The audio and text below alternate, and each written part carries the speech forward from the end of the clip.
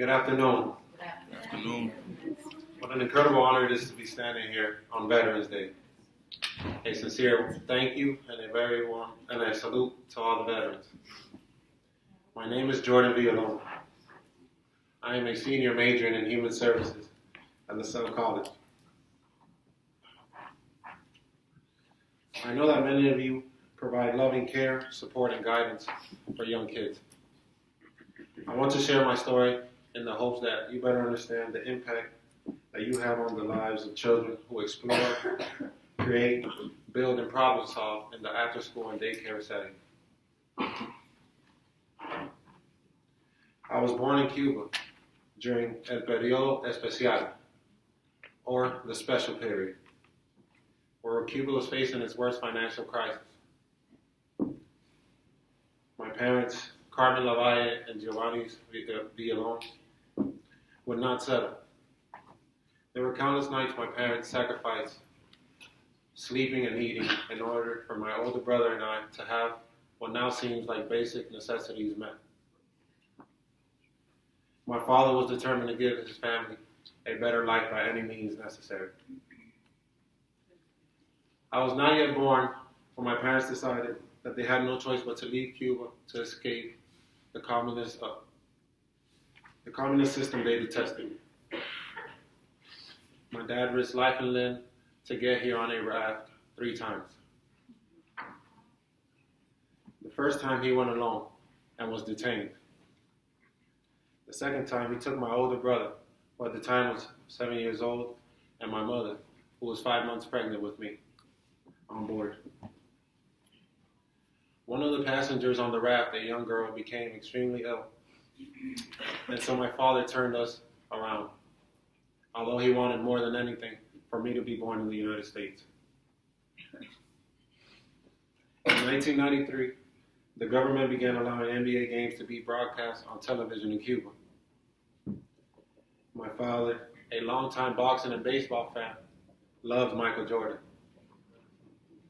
And so when I was born, he named me Jordan, with a Y replacing the J. After a third failed attempt to leave Cuba, my family entered el sorteo, or the immigration lottery. Our prayers were answered when we were selected and allowed to leave, but we still faced the biggest challenge, the 5,000 American dollars we had to pay the Cuban government. My mother and father knew that families who came separately too often divorced. They were determined not to be separated.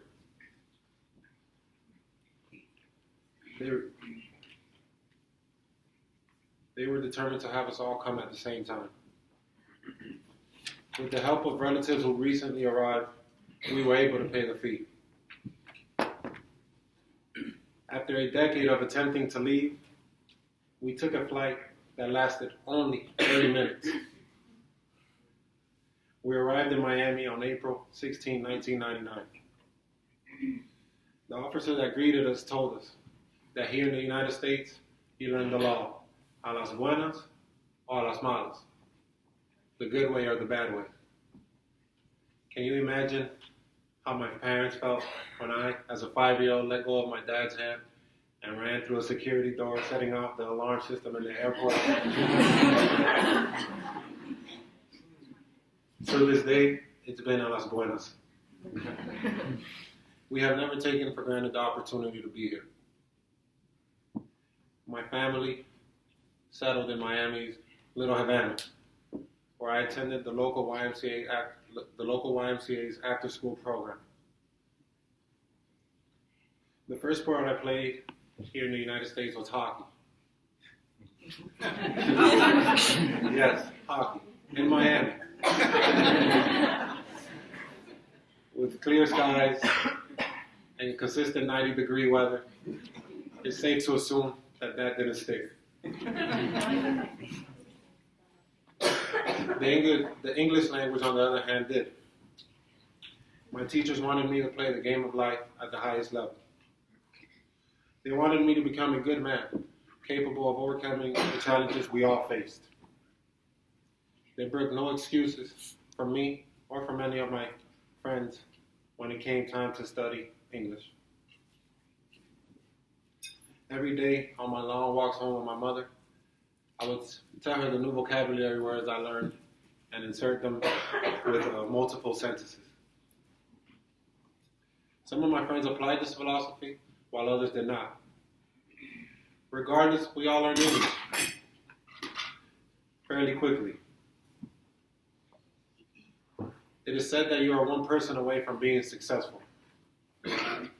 Reverend Jerry Roosevelt Latson, a chaplain in the United States Navy and the Marines, is that person in my life.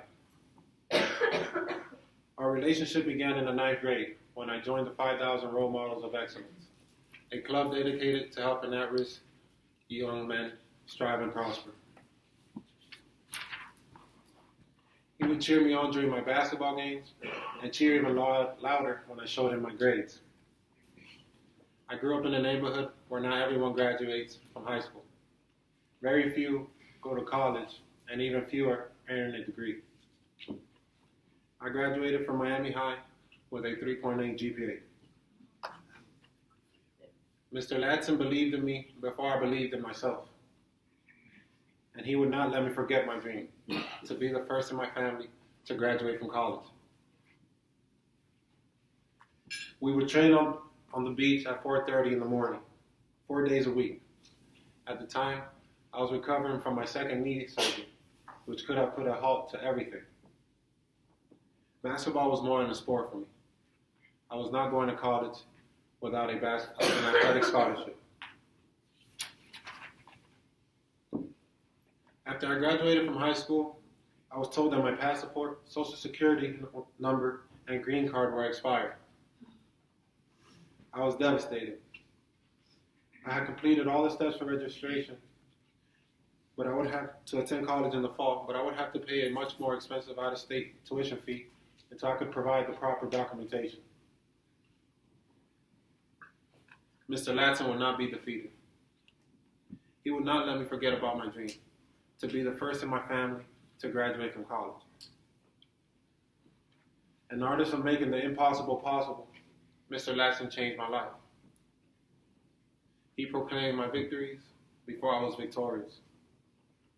With his help, on November 21st, 2012, I became a United States citizen. It is a day I will never forget.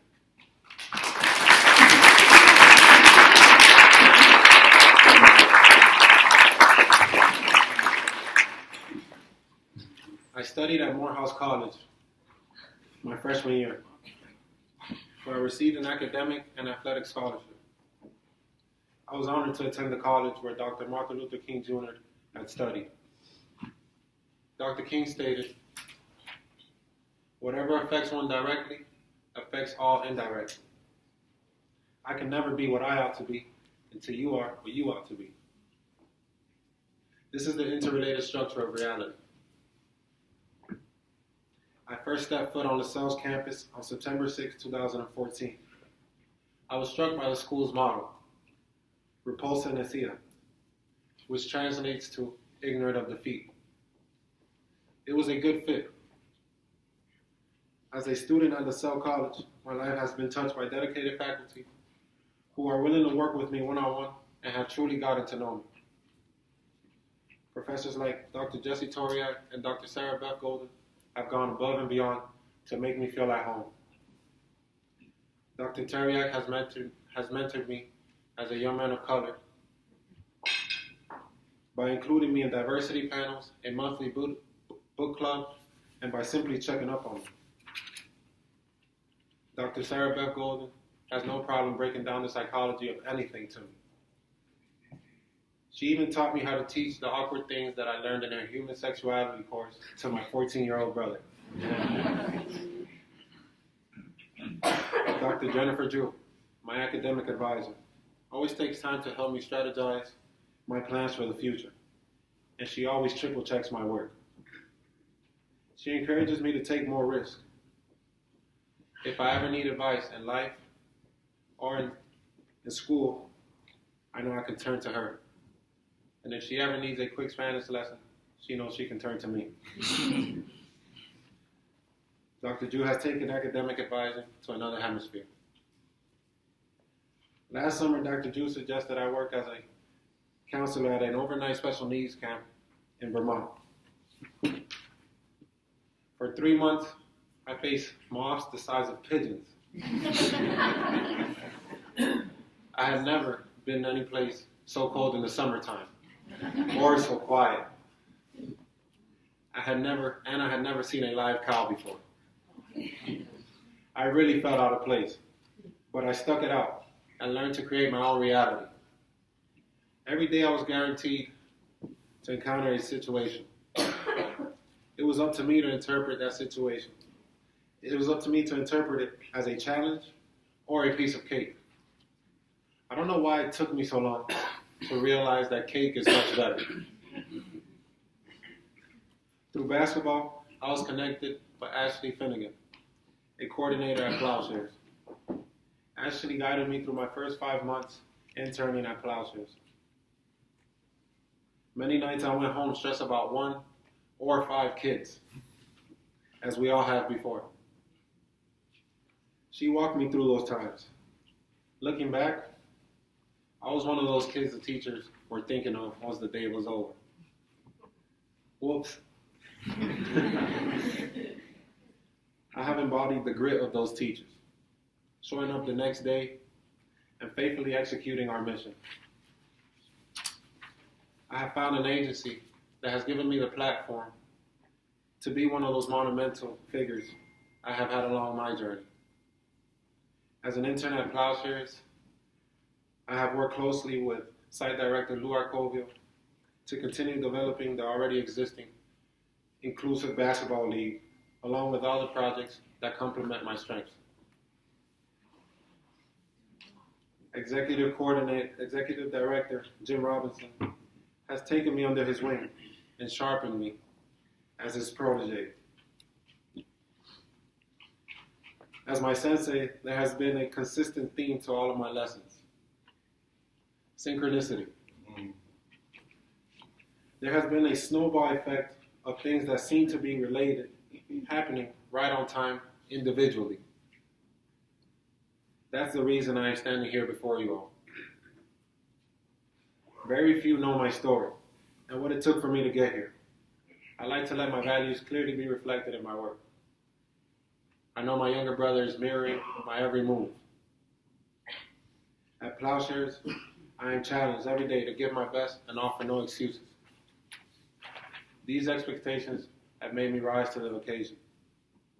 Plowshares' warm, supportive culture, along with the program's even-tempered learning philosophy, has helped me grow as a student and as a leader. Plowshares is an exciting place to learn, lead, discover passions, and prepare myself for future success. For a long time, we have been told to wait. Finally, many have begun seeing the necessity of a daycare and after-school program. I hope that with this, you find a recharged feeling about the work we do to help our kids. Whether it takes a student a day to realize, or 10 years like it took me, everything counts. Our strategized, yet unrehearsed, one-on-one attention makes that difference. So in closing, I'd just like to say to you, distinguished guests, that your commitment and support has helped students like myself defy the odds. This May, when I walk across that stage, I'll fulfill my dream to be the first in my family to graduate from college. All my teachers will be walking with me, smiling. Thank you.